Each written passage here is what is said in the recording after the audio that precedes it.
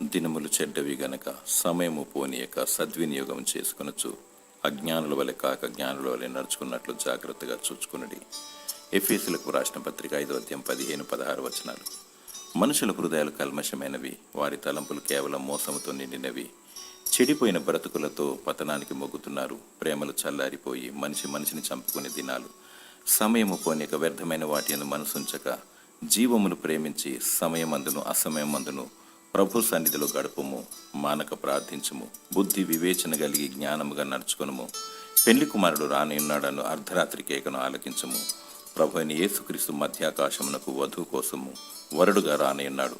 బుద్ధిగల కన్యకల వలె సిద్ధపడి ఆయనను ఎదుర్కొనుము. మనసు నిండా దేవుని వాక్యమును నింపుకొని ఆయనను మనసంతటితో ఆరాధించుము. జీవము గల దేవుని ముద్ర, గొర్రెపిల్ల ముద్రను కలిగి కనురెప్పపాటున ఎత్తబడెదవు. దేవుడు నిన్ను నిష్కలంకముగా పెంచునుగాక. ఆమెన్.